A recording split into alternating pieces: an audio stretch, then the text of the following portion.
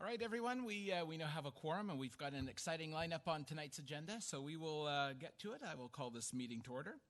Can I have an approval of the agenda, please?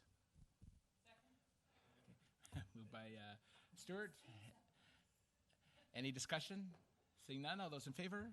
Opposed? Carried. We have one set of minutes from April the 15th. I'm looking for adoption. Move adoption.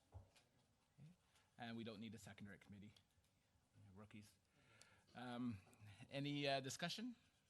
Seeing none, all those in favor? Opposed? Carried. Public participation. Now is the opportunity to comment on tonight's agenda items. Just be advised that you'll also be provided another opportunity at each agenda item as well. And then there's another final public participation at the end of the agenda. So if someone has, if we just ask that you come to the mic and your name and address, please. Hi, my name is Mark. First time here, so I'm not sure what's the formal approach. So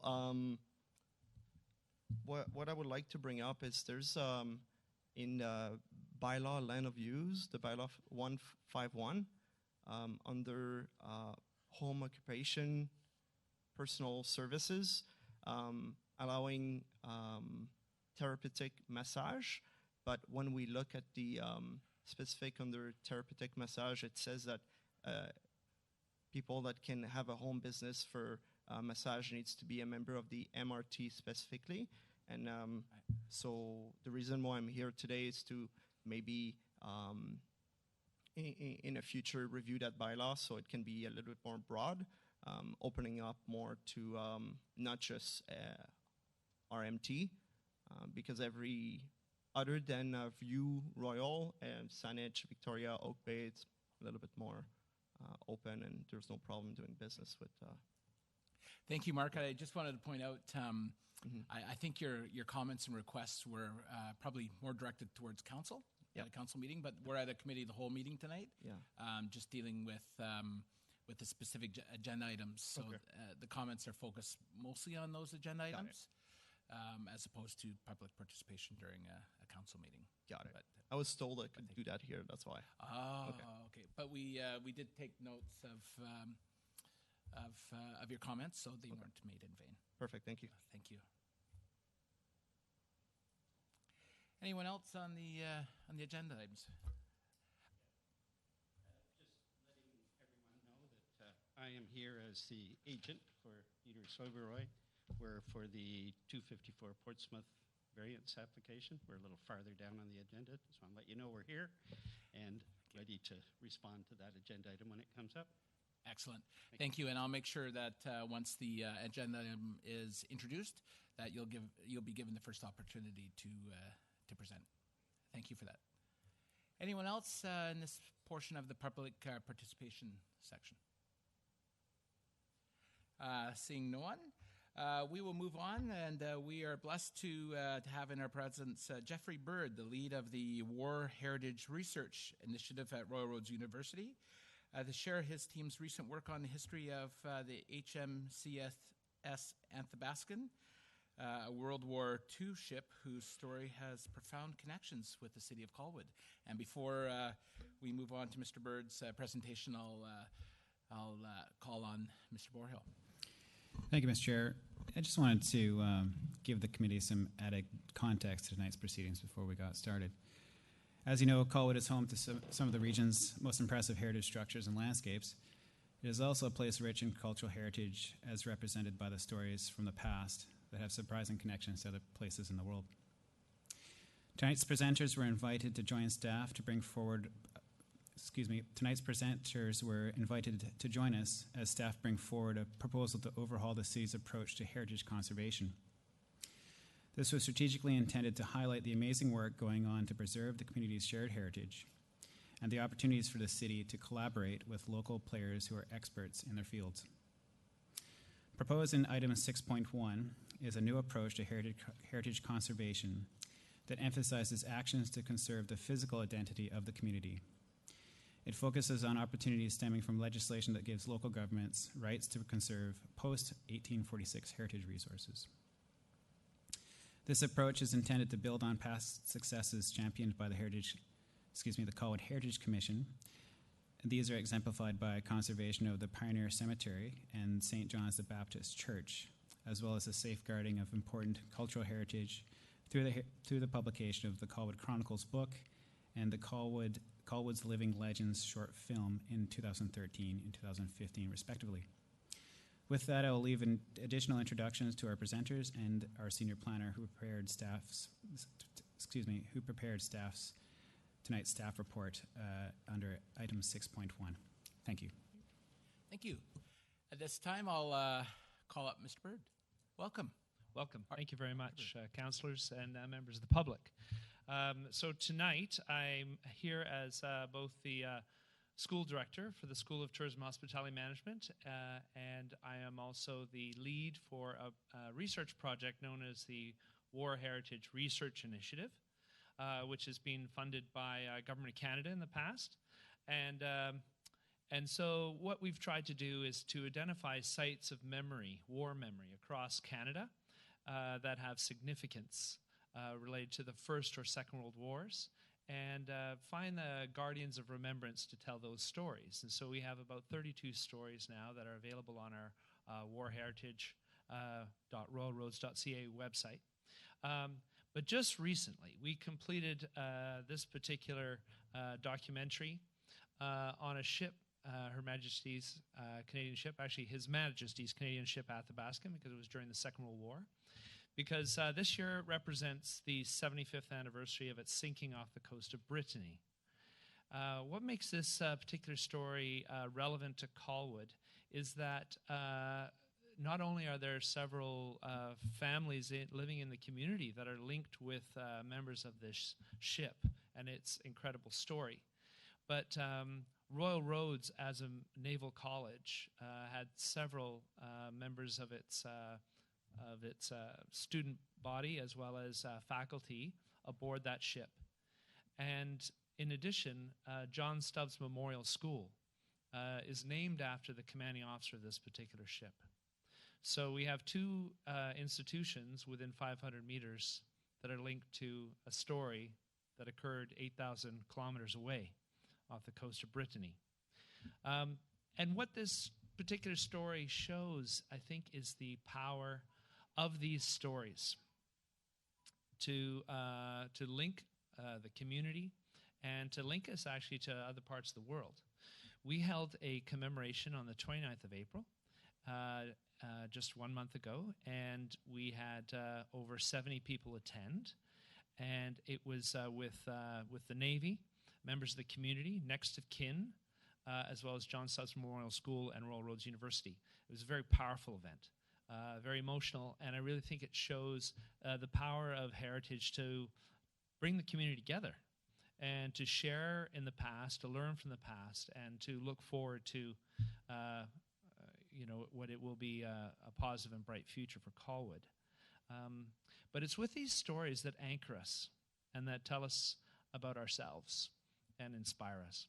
So without further ado, we can watch the 16-minute film, and then I can take any questions if you wish.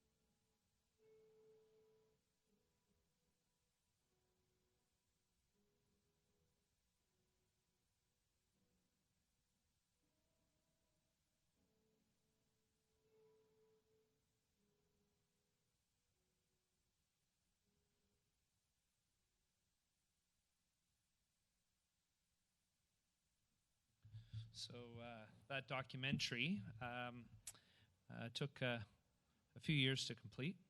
But most notably in 2017 when I visited Brignogan and I met Jacques Ushakov, who found the wreckage of Athabaskan, a few months later he came to Colwood. He came to John Stubbs Memorial School, and it was really an eye-opener for the children to meet up with a person who was telling the same story that they had learned in their classroom. And I think it was really poignant for me to see that there was an opportunity there for City of Colwood to look for those kinds of partnerships. It just as one example between the community of Brignogan and Pluiskat, and to look for ways that we could link children and to do other kinds of partnerships between communities. But this is just one example of a range of stories that are sitting in the community. And those stories are anchored by places. And those places offer an opportunity for us to tell those stories and to pass that history on. So thank you very much. And I'll take any questions as you wish. And I should mention, Royal Roads University is looking to commit to offering a heritage conservation practice program in the fall, working with Richard Lindsay and Heritage Branch. And so we're looking forward to that. Just as an example of our commitment to heritage. Thank you very much. Thank you, Dr. Bird. Thank you very much. That was, thank you for sharing that very important piece of Colwood history and Canadian history. It's amazing what one has in their own backyard, and it was absolutely fascinating. So thank you very, very much.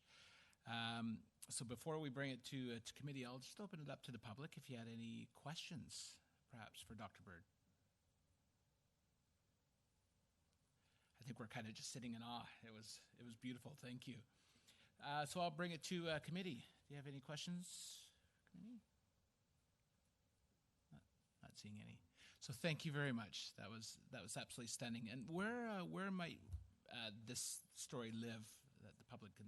You're welcome to place it on the City of Colwood website. We also have it on our Royal Roads website, warheritage.royalroads.ca. It's there free for the public, and we've passed it on to the Canadian Navy, and they're sharing it across the fleet, both coasts. And this is significant this time of year too, because of course we have the 75th anniversary in a couple days of the D-Day landings. This effort by Athabaskan and other Canadian ships was pivotal in that it helped secure the channel for crossing, and it was a mine-laying expedition that they were on, but they were doing this practically every night for a period in April and May. So it's a significant naval story. Thank you. Councillor Day, you had Thanks. Sorry, I did. One question occurred to me, and that is, are you doing more projects like this? We are always looking for funding and support, yes. We, as I say, we have 32 stories which have taken us across the country, but we see stories all the time. Essentially, there's stories that are silent. There's stories that are often forgotten that we're looking to bring to life. So, open to any suggestions. Yeah, we have a number of artifacts here at the city that were originally with the museum. There's a number of, there's a book for letters that were sent to the boys who were at war, and the Women's Institute helped to send items to them. So just there's a lot of bits and pieces of history, and I just love to see more stories get told. In addition to this one, we did a story on coast defense with Fort Rodhill. And then stepping into Metchosin, we did the story of Chinese Labor Corps arriving at William Head in the First World War. And then we did several stories related to Victoria around the Jewish cemetery, and a few other sites. So we're always looking for new ideas. Thank you. Awesome. Thank you very much.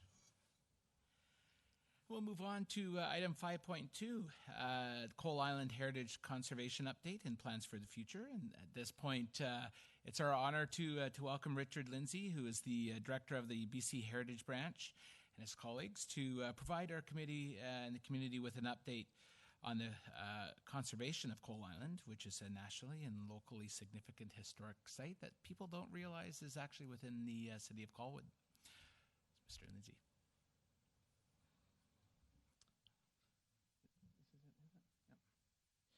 Well, good evening, Your Worship, councillors and staff. Thank you for inviting us today to present on 10 years of heritage conservation on Coal Island. So we're going from intangible values to material now. This is a very material presentation, but as Jeff said, these are sites of memory, and it's in these sites of memory that these stories reside. So we'll be talking about the work we've undertaken since 2007, accessibility improvements, the awards that we've won, and what we'll be doing in the next 10 years. And behind me in the audience, I'm joined by, I was going to call it the team, I'm going to call it the community that has developed. In fact, some of you are sitting in front of me as well, Councillor Day. The community that's developed that has actually brought this island back to life. The Friends of Coal Island, led by Baron and Linda Carswell, Heritage Works Consulting, Ben Gurley and Gord MacDonald.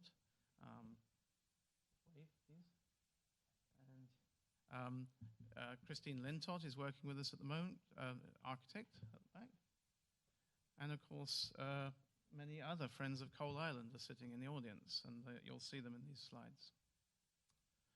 So the island was reserved for recreation and enjoyment of the public in 1961 by the provincial government. And then the provincial government didn't quite know what to do with it for many years and offered it to Parks Canada as an adjunct to Fort Rod Hill. But any of you that know your military history know that it's a naval site, not an army site, and it didn't really make sense to be part of Fort Rod Hill. Nevertheless, in 1995, in 1971, it was designated as a provincial historic site, and in 1995 as a national historic site. Whilst Parks Canada were looking after the site, they decided to take down 8 buildings. It was actually better to record them, take them down and store them away than it was to leave them to the elements. They didn't have the funding to try and repair them. And so this was the typical standard of recording in 1976. And these wooden buildings, there were 2 of them. They're the 2 oldest military buildings in British Columbia. So these drawings illustrate how the island has evolved over time. I guess I shouldn't assume you all know what Coal Island is. It's a depot for the storage of munitions. Munitions were taken off of ships before they went into Esquimalt dockyard, lest something untoward should happen. If they blew up with all their ammunition on board, they would take the whole dockyard with them. So the munitions were stored at a safe distance up at the top of the harbour on Coal Island.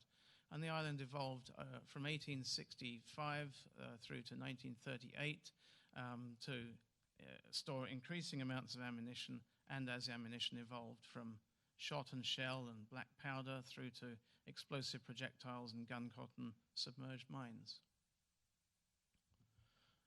For a while, Parks Canada had a caretaker living on the island to try and stop scavenging. The caretaker lived in this trimaran on the end of the jetty. And this particular vandal is John Adams, was with the Heritage Branch, now runs Ghostly Walks, taking bricks for his collection. But he was by no means the worst. So there was a period of abandonment from 1980 to 2007. It's approximately right. And this is what the island looked like when I first saw it, when it was brought to my attention by the Friends of Coal Island. I call them the conscience of Coal Island, and they were the conscience of the province. And the province knew that I had a background in, I'm an architect by profession, I had a background in military conservation and military engineering, and the Friends kept banging on the province's door saying, when are you going to do something about this? You're a slum landlord. And the province asked me if I would go and inspect the island, and this was what I was met with, and it was the first time I met Baron and Linda. So heavily overgrown, a lot of vandalism, some temporary doors that had been put in place had been pulled out on the ground, a lot of graffiti, a lot of willful damage. That damage to the roof isn't the rain. That's been done by somebody burrowing their way out through the roof to get to the slates on the top to steal them. The buildings were full of otter poop and birds, offensive graffiti, bandit holes, and people were having campfires and burning the remains of the oldest military buildings in British Columbia to keep themselves warm at night. And using those to build bird hides and summer houses and all sorts of strange things. And I think it was probably when I first met Councillor Day, it looked like this on the island. As you can see, it was in parlous condition. Bricks were being stolen, but it was also in a state of progressive collapse. And there's a point at which a building gets to, if you don't do anything to it, the decay continues exponentially. So when I first inspected the island, it was at that moment. It was just about to continue to decay exponentially. Here you can see in the bottom left-hand picture the remains of these really important early buildings, which had been carefully stacked by Parks Canada, but subsequently vandalized. And the remains of the shell stores, the footings being washed out by the ocean there.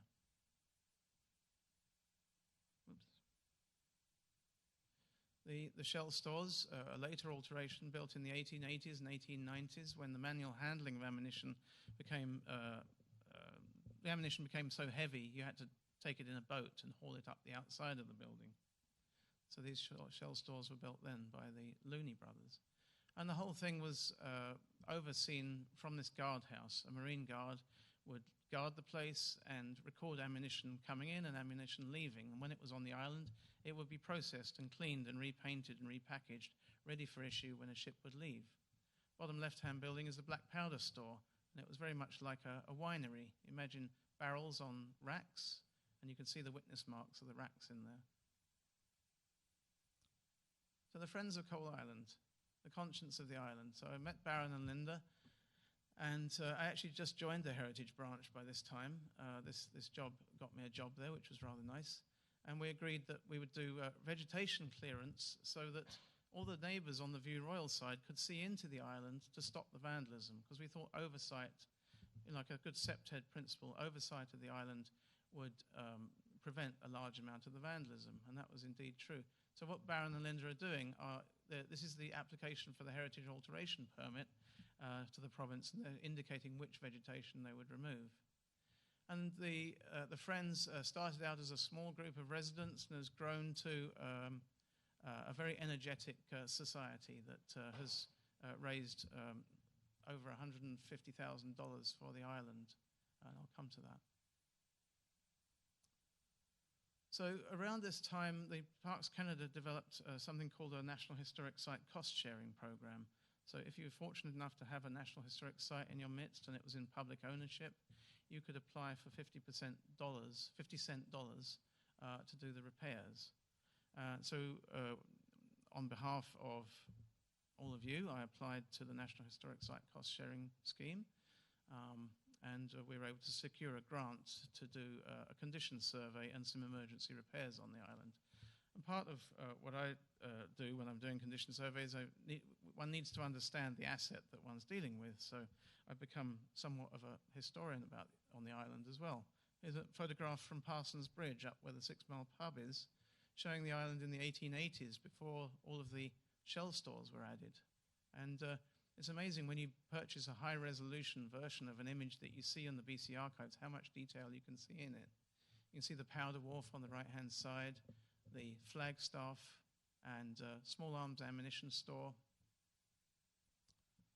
And this led to enhanced understanding of the asset, which made for better conservation decisions. So I worked with Andrew Rushforth, a consulting engineer with Stantec at the time. There were parts of the building I couldn't understand and needed some assistance with that. And we put together some basic repairs. And we had no money, basically. And I was working on my own. I didn't really have the support of, I was new in the branch and they thought this was my pet project. So it was a bit of an effort, but we managed to squeeze together some money, and we did some emergency repairs, which are like felt and batten and repointing of parapets and bolting on some members where people had actually stolen the rafters inside this building and the roof was going to spread, and doing some holding operations to hold up arches. So there was desperate measures, basically, with small amounts of money. But that was, I realized it's such an interesting site from a heritage conservation perspective that this was a perfect proving ground for young cultural resource management professionals in training. And with UVic, started this nascent field course on the island. You'll see some of the first group of students being delivered by landing craft loaned to us by the Navy. It's actually a garbage scow, but I didn't tell them that. At the bottom right-hand corner, you'll see Mayor Alan Lowe, former Mayor Alan Lowe, taking the course. And we realized that we really needed a decent way, a safe way to get onto the island, because we were even embarrassed to promote it. So even after the emergency works, we still didn't want to tell people this island was here because it wasn't even easy to get onto. It wasn't safe. So we built this dock. We have a license for that. And in 2013, a fantastic, what do you call it, synergy, I guess. A number of individuals got together with a whole skill set, and they're sitting behind me now, Ben Gurley and Gord MacDonald. And they built this skill set that we'd never really had before in British Columbia, right into our midst. They lived nearby, and they worked in Europe for 15 years on extremely significant projects. I'll come back to that.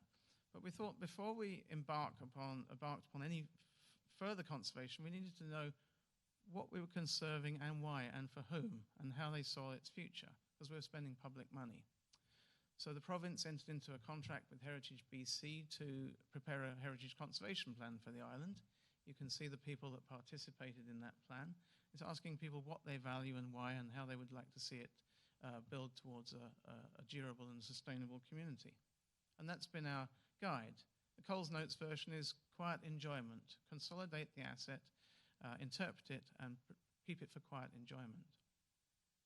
So going back to this perfect storm of these specialists, as a result of that, we then got a comprehensive condition survey done of the site by, at the time it was MacDonald and Lawrence timber framing, and they used non-destructive investigation methods. How long have I got, sir? It's presentations are generally 10 minutes or so. Oh, okay. It's going to be a little bit longer than that.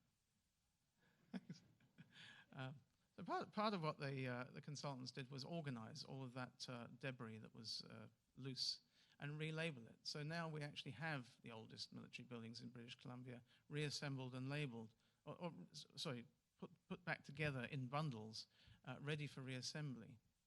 Artifacts were set aside and accessioned, date plates and bricks made all around the world, lightning conductors. Elements of the building, pieces of building which say, sent to the storekeeper, Esquimalt Dockyard, written on them in paint. And a rather sort of forensic archaeological analysis of these buildings, so that there was no speculation in the way they were repaired, that we were absolutely sure how they were built originally and what the materials that they were built from. Recommendations to use the authentic materials, the right stone and lime mortars. And as a result of that condition survey, dozens of repair drawings were prepared. These are photogrammetric elevations of the guardhouse. A comprehensive set of recommendations which really set us up for the next 4 or 5 years for conservation on the island. Ben Gurley and Gord MacDonald also thought this was a perfect proving ground for cultural resource management students and ran the second field school with UVic, at which point Dr. Jeffrey Bird and I got talking about the possibility of using this as a training school alongside Royal Roads and Fort Rod Hill and Fiskard Lighthouse National Historic Site, the largest National Historic Site contiguous landscape anywhere in Canada. And all of these individuals have gone on to great things, and one of them's just about to join the branch, I'm pleased to say. So we continue annually to apply for National Historic Site cost-sharing funding. We didn't want the students falling out of the doors of the shelf stores, so we thought what better way than restoring the original arrangements of the gantry cranes and balconies on the shell stores. And these drawings were produced by Ben Gurley. They are, I think they're SketchUp drawings or AutoCAD drawings with assistance from John Rogers' photograph collection, View Royal Councillor. These fantastic images really showing how complicated these things were, but how perfect this restoration really is. So how do you get traveller beams onto an island from a tree? Well, you convert an entire tree into 2 beams and float them across to the island, and then you get a bunch of people to drag them in by hand and then haul them up into place. That's the very shortest version of that story I've ever told. But it was really very exciting community participation. Thousands of volunteer hours have gone into this. There's Baron and Linda again lending their boat. That's their dock over there, which they floated across all the finished joinery on. And the island is a continuous source of interest to visiting professionals. This is another class. There's Parks Canada's chief architect visiting, and this really does look quite sublime now. It's probably the best conservation of a 19th century magazine anywhere in the world, I'd say.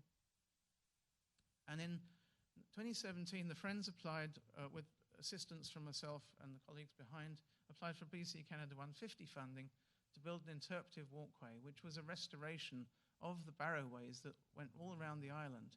Thanks to Maureen Duffus's picture there, top right, we were able to do reconstructions of this walkway. We also decided to try and cover up these rather bland metal doors, security doors, with wraps to interpret the island. And there's one of the finished products. That's HMS Amphion in dry dock, just after it had unloaded its ammunition onto the island. The walkways and interpretive wraps in place. And in 2018, we again secured cost-sharing funding to repair the building envelope of the guardhouse. And this photograph, discovered on Facebook, was a bit of an inspiration for what the arch looked like before it had the big metal sheets over it.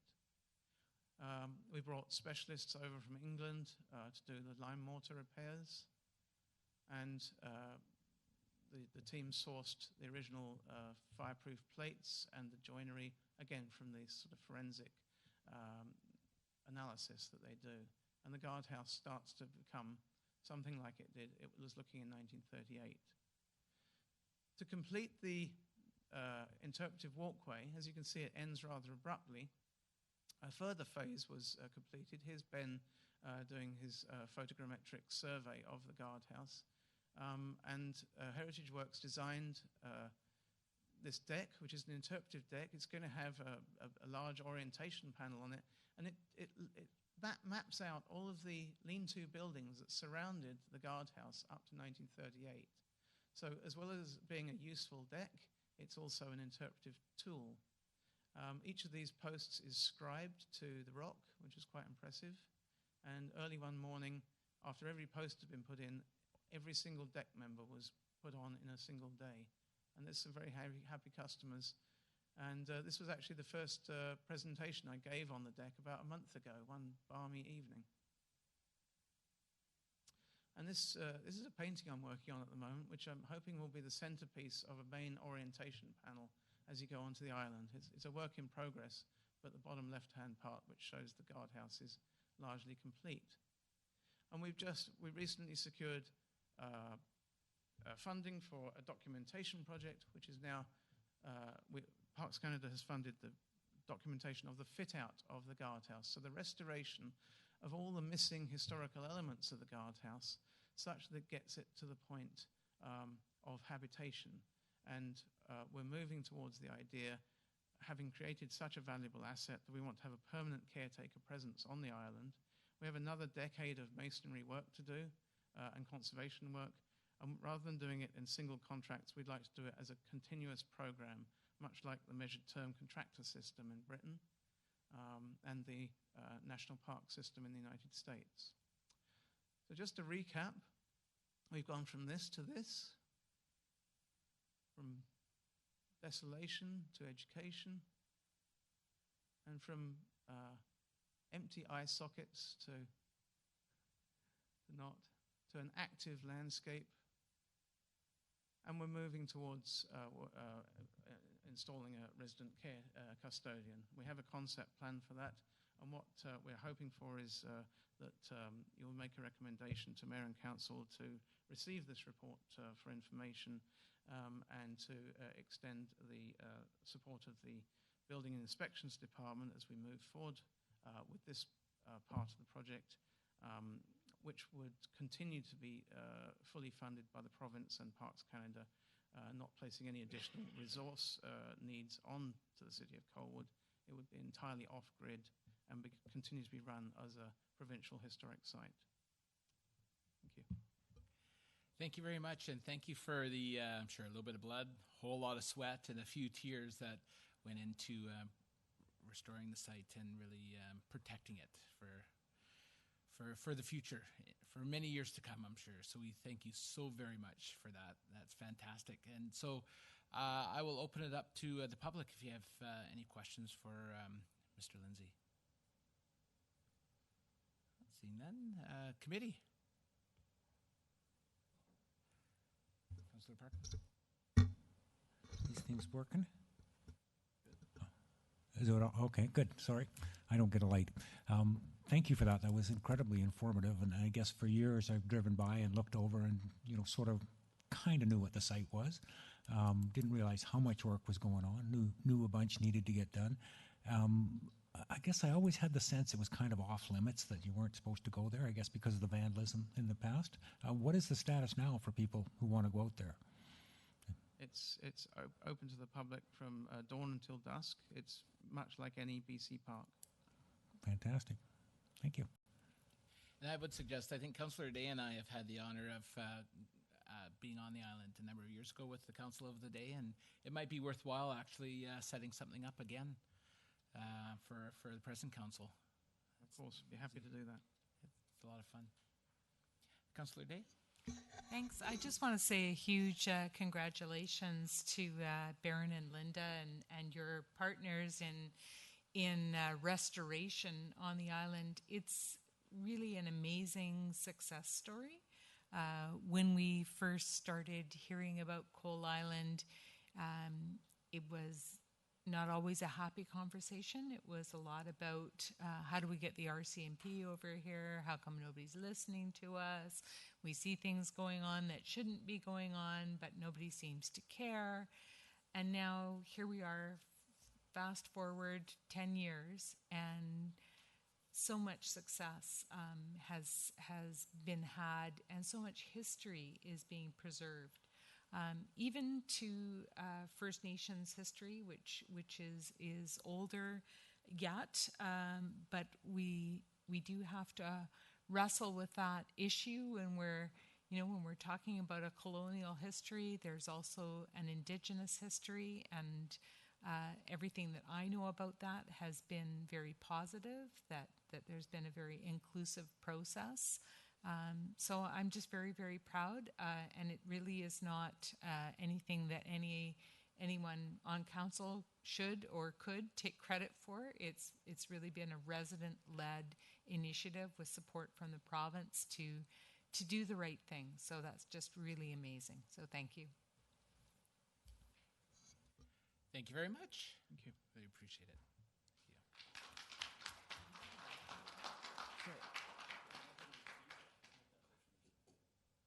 Well, I'm not sure that we necessarily need a motion to receive the presentation. However, there was a motion, or there was a request about building inspection services, and I'm not quite sure what the ask is there.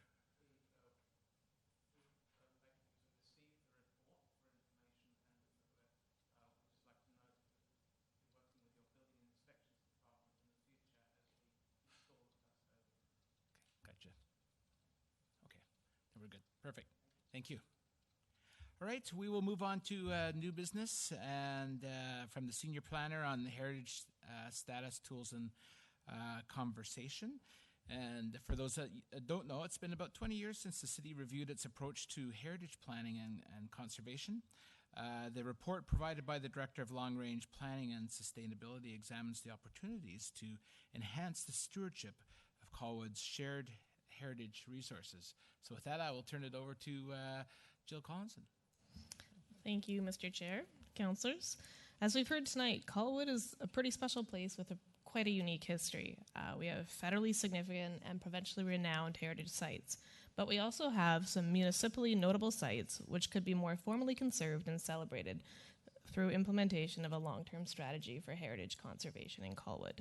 So the report in front of you offers a quick summary of past heritage activities in Colwood, highlights some available legislative tools for protection, and requests direction for the future of heritage conservation in Colwood.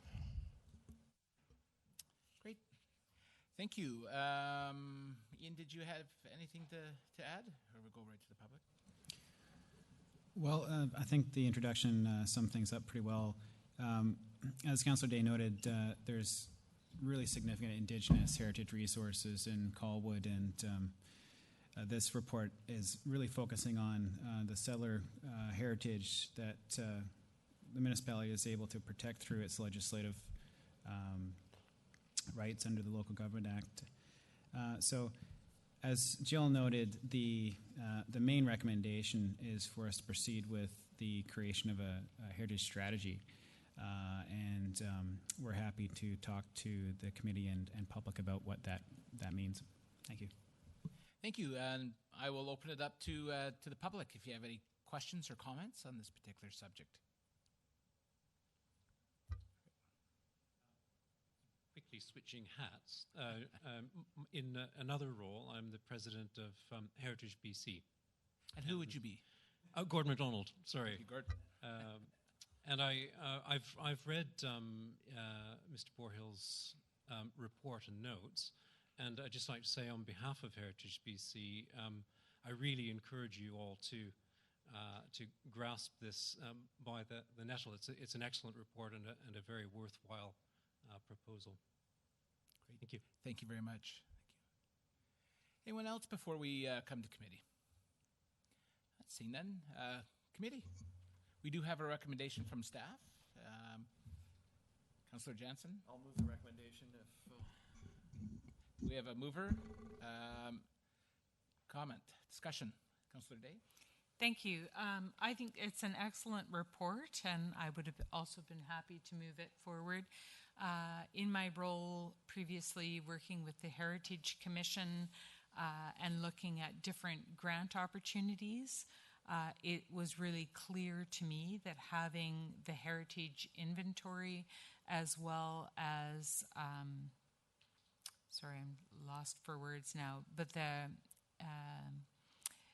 the option to have the listing for different heritage resources makes a huge difference to what you can apply for in terms of grants to restore or enhance the protection of heritage areas in your community.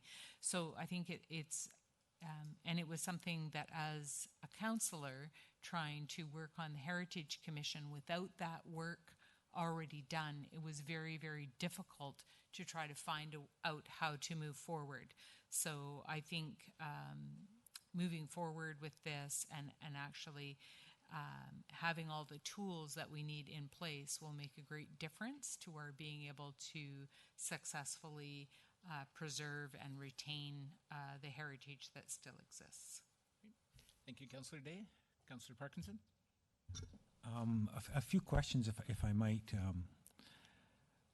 Certainly not my strong suit, heritage, anything, surprisingly at my age.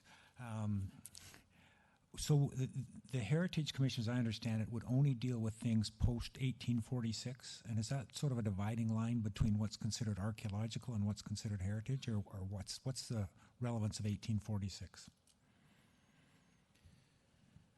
Through the chair, that date is enshrined within law in terms of the heritage that falls under the tools that the province gives to municipalities and local governments to protect heritage sites. So that 1846 represents basically the contact by European settlers here. The archaeological heritage that predates this is the responsibility of the province under the Act. Okay. May I? Yeah. So under next steps, you have a number of things, but I noticed that you don't include recommending heritage designation, and I tried to follow this between heritage registration and heritage designation, and I think, it sounded to me like what we were talking about last week for a couple of properties, that perhaps the designation was the route we should be going in reasonably promptly as opposed to registration. This report focuses on a strategy that would involve recommendations for designating sites. So that would be one of the things we bring forward to council in open meeting to discuss. In terms of sites that have been previously reviewed with council, they are currently part of development sites that we are involved in through Section 219 covenants and whatnot. So the distinction here is that this is the staff recommendations flowing from the establishment of a strategy and re-engaging of the commission. I guess my concern is just this sounds like a process that's going to take some time and some thought and go on, and perhaps designation is a mechanism that would be a little quicker for protection of sites. Am I correct in thinking that? Through the chair, the designation of sites could be an outcome of the recommendations of the strategy. Those would be decisions that council would make in the future as staff bring forward the recommendations. So you're comfortable with not designating sites at this point, but waiting until we go through this process? Correct. Okay. And there's some talk in here, and I can't put my finger on it perhaps right now, that there may be grants involved to people who have heritage sites and things like that. Can you expand on that a little bit? Again, I guess I'm referencing the previous two sites we talked about, but in general, is there a financial sort of obligation from the city when we start talking heritage? Yes, there's financial obligations in terms of compensation to property owners who have properties that are their development and use is restricted through a heritage designation. There's also the potential for us, as already been mentioned tonight, to leverage grants that are available through third parties, including upper levels of government. So those grants will be much easier to obtain if we have a strategy in place and we have shovel-ready projects to put forward for that funding. Thank you. Thank you. Councillor Jansen? Just out of interest, I know we discussed two particular properties at the previous council session, Mr. Chair, but just for staff, are we looking at, I think I already understand the answer, but is there any are there any at-risk locations that we need to be concerned of as a community, and steps that we should be looking at or taking in the interim as far as a council? Other than the two, I guess, we discussed at length last meeting. Yes, the simple answer is that there are properties that people would see as having significant heritage value that are at risk. History speaks for itself. Since the inventory that was published in 1988, we've probably lost about a third of the properties that are in that inventory. So I think it's now the time to take a look at what's left and ask the community what they feel is warranted for its protection. Just as a follow-up, Mr. Chair, does this have an impact on particular property owners of these properties as far as is it going to restrict what they can and can't do, or place a greater burden or obligations on them as they want to make changes to their property? Mr. Chair, the report outlines a series of different steps that the municipality can take under the legislation. Some would not impose restrictions on property owners. The most restrictive being a heritage designation through bylaw could, in the terms of the bylaw, restrict the use of the property or modification of structures. That, as set forth by the legislation, could warrant compensation to the property owners. And in most cases, this is a collaborative process between the municipality and property owners. It's rare to see the municipality act unilaterally without consulting the community. And certainly there's a bylaw process that involves a public hearing that would also involve the public. And this designation tool, I take it we're working on developing some kind of matrix or a scorecard or something like that to gain a better understanding of these particular locations? Yeah, first steps would involve an updating of the inventory. So really understanding what's here in terms of the physical heritage would be the first step in that regard. Thank you. Ian, just following up on some of the comments here tonight, have just a ballpark.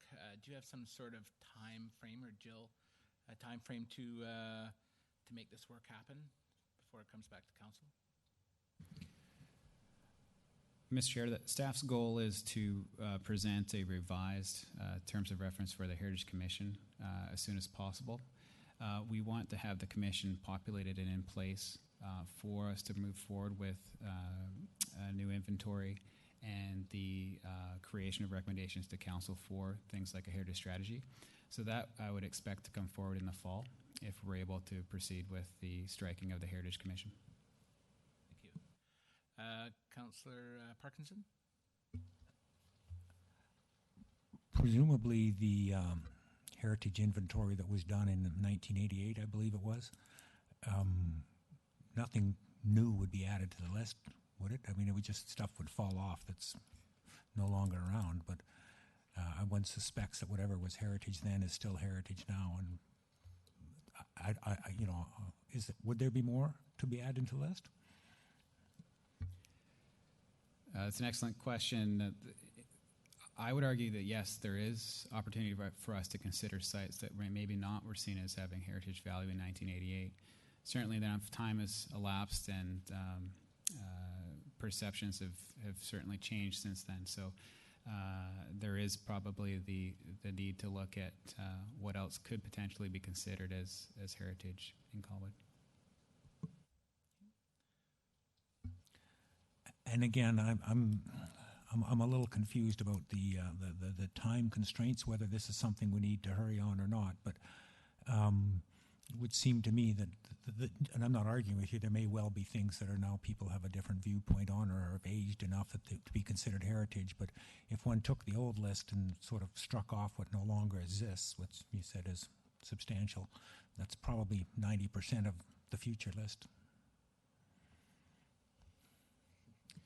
Mr. Chair, I don't think that's a fair assumption, but yeah, there's some 1970s houses that have been just perfectly kept in original condition that I think someday will be heritage. But your house being one of them? I'm just making the story. Councillor Day. Thank you. Just a couple of questions. One related to this, particularly when the heritage list was developed, the people whose properties are on that list were people who were sympathetic to heritage designation. And those who were not so sympathetic, their properties may not have been identified. So it is entirely possible that some properties that the community would feel have heritage may not currently exist on that list. And having that listing, I know when I was working with the Heritage Commission, makes a great deal of difference in terms of being able to get grants from other agencies to assist with something that you want to do. And the other advantage is that it provides, people, I think more and more are interested in heritage, and to have nothing available to involve people in heritage sort of eliminates their interest in it. So I think it is important that it move forward in order to keep the momentum with the public who's interested in that. And because as we saw with the presentation on Coal Island, that public interest can make a huge difference to what can get done. And it doesn't necessarily mean that it's going to cost the city a whole lot of money. And just when we're finished this item, I wonder if we could go back to the previous item to make the recommendation to council, because I think without a motion to council, it ends up kind of in no man's land. So just wondering if we could do that. Yeah, we'll get back. We'll get right back to that. So with that, I will call the question on the motion. All those in favor? Opposed? Carried? Thank you very much. Now on the presentation, I don't think we generally receive the presentations, but staff will be, or the branch will be working with I'm just curious because the request was to have the building inspection department work with the Friends of Coal Island on the next phase. And I would just like to make that motion to bring that forward to our next council meeting if possible. Okay. Fair enough. No, we don't. So we have that motion on the floor. Thank you, Councillor Day. All those in favor? Opposed? Carried. Thank you. All right, we will move on to the next item of new business. It's a development permit, development variance permit, which has been requested to accommodate the construction of a new accessory dwelling unit at 254 Portsmouth Drive by renovating an existing single-story detached garage. Should be noted that the applicants provided 17 signatures of support for the project, as well as a letter from a qualified environmental professional confirming that the renovations will not have a negative impact on the environment. And with that, I will invite our planner, Richard Buchan, to provide any additional comments. Thank you. One thing that is worth noting is that it is an existing structure, so it has been evaluated where the existing structure is, and the garage actually currently conforms to the side yard setback. The nature of converting it from a garage to a carriage house means that there's a increased setback requirement, which is why that is being varied tonight. Okay. Thank you. And before we go to the public, I'll turn it over to the applicant if you have any anything to add or a presentation or just available for questions.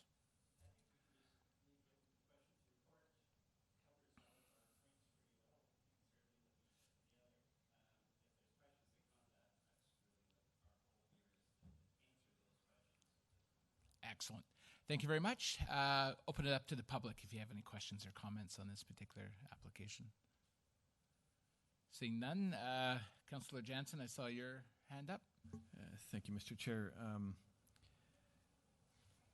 Help me out, if staff could help me out here. I mean, I don't see anywhere in this report where this has been to the Standing Variance Committee. Is there not a process that here for them to recommend to us that it's consistent with their whatever guidelines they use? Through the chair to Councillor Jansen, my instructions were to bring it to this committee.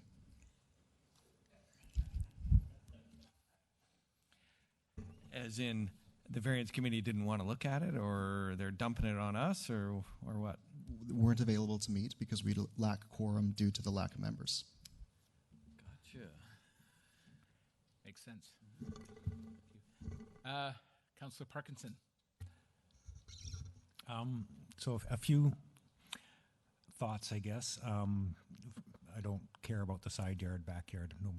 Nobody could see that. The variance from that may or may not be required from the creek, the 15 meters. I worry about that. I worry about how many other people may want to do the same, but be encroaching. Then I think, well, but it's an existing garage. It's already encroaching. Okay, probably. I guess I would like it sort of understood that it's not setting a precedent for everybody along that stretch to be able to do exactly the same thing. This is historical. I worry a little bit about the somewhat circular arguments. Let me see now. I highlighted it so I could find it, but now I can't read it. The city agrees the project falls into one of the categories such as subsection 9 and 10 and is acceptable renovation and use of a grandfathered non-conforming area, either permit or variance, in which case the RAR does not apply to the project activities proposed. With the expectation this option is most applicable, the letter report indicates measures to protect the sensitivity of the wetland and its functions, including. So sort of saying we don't need to worry about a RAR here, and then it sounds like they're doing some good things. Or option B, the city does not think the project falls into one of the subsections of 911, in which case the RAR could apply to the project activities proposed. Note, if this is the case, the RAR would not allow the project to go ahead as described. So if we think it's a RAR, we shouldn't do it, but it's existing grandfathered, so maybe it's okay. This assessment was not completed, determined the proposed works would not trigger the RAR. Okay, I'm going to take her word for all that. Here's one thing that does sort of concern me, though. As anybody who's ever done any renovations knows, you start out thinking this is all going to go along this path, and then you go, oops, got to change it. So what happens? You know, we approve all this, and they get all their permits, and they go ahead and they start to renovate this garage, and they go, oh, who built this? You know, now we have to do more digging and more stuff within the area. You know, if it's the same walls or walls in the same place, and it's probably not really a big deal. But what would happen in that situation? They get into it, they realize that there's more excavation required or more something while it's been approved to be there. Are we kind of getting ourselves caught in a catch-22 here? Richard? Through the chair to Councillor Parkinson, one of the conditions of this going forward, if council chooses to allow for that, is that this gets a development permit. That will have conditions such as environmental oversight and having a biologist on site, so that if there is an unforeseen circumstance, they can put things on hold and reconvene and figure out how to move forward easily.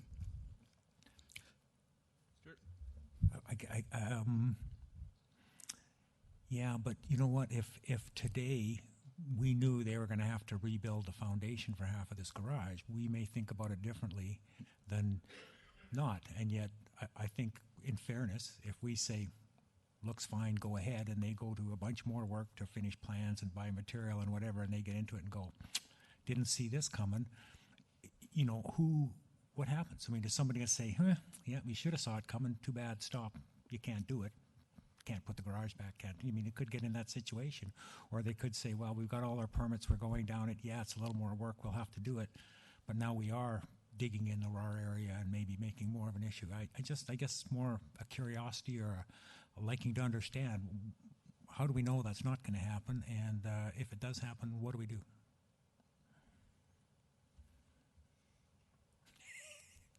Was that a rhetorical question? No, actually, I would hope there was an answer.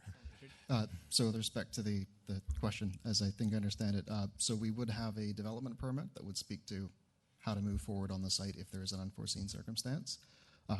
In speaking with the biologist, they have done extensive consultation with the province, and they think they're on solid ground, and I would trust their professional opinion on that.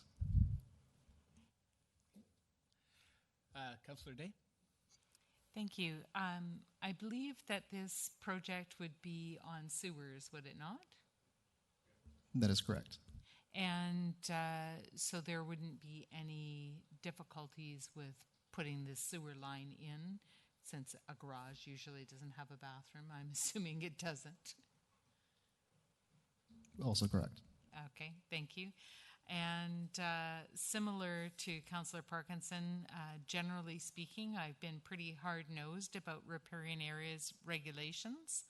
I have a long history of annoying people with trying to stick to the rules on that. But I am sympathetic to the fact that they have gone to the expense of ensuring that they're on the right page with the environment. And I think with the sewage all going into the sewage system and not into the wetland, it should be relatively safe. I guess I have the same worries that something could go wrong, and I'm hopeful that staff are correct in telling us that if that happened, the environmental specialist is on site and would help to deal with that. Thank you. I'm looking for a recommendation for further discussion. Okay. So Councillor Parkinson moves the recommendation. Any further discussion? Pardon? Councillor Jansen. Thank you, Mr. Chair. I've read through this and I see that it has quite an extensive report as to the vegetation of it. How does this riparian area differ from, say, just a few hundred meters away along Lagoon Road there, but you know, from Heatherbill down the hill there? What's the difference? I'm not sure I understand the question, but could I get some clarification? Well, how about this? This staff is recommending that this is suitable for this riparian area, and my understanding is, I mean, it seems like I'm no ecologist, but you know, a lot of scrub bush and some other invasive species and stuff like that. But I mean, it's like, I'm just wondering, you know, if somebody wanted to put a you know, a carriage home along that riparian area over there, how would it differ? Why is it suitable here but not suitable somewhere else, I guess, is the bottom line question. So we do look to the environmental professional to provide a rationale and recommendations. In this particular case, they've spoken to the fact that that structure is existing and that the impact is there. And the converting of that structure probably has less of an impact than tearing it down and putting a new one further up the road. In terms of what this would do in similar properties, we look to that environmental professional to give us what picture of what's on the ground, what the impact would be, and what sort of is an appropriate level of replanting or protection or increased setbacks. Now, is this an addition on the back, or is this existing foundation? It's existing foundation on the back, and they're looking at putting a small addition on the front of the building, which is further away from the... I'll call the question now on the recommendation. All those in favor? Opposed? It's carried. So it'll be going to council on Monday, I'm assuming, Richard? I believe so, but I'm happy to follow up with that and touch base with the applicant. Thank you. That concludes the new business portion of the committee of the whole. So it's the final public participation. Thank you. Not seeing anybody jump into the mics. Our next meeting is scheduled same place, same time on June the 17th. Can I have a motion to adjourn, please?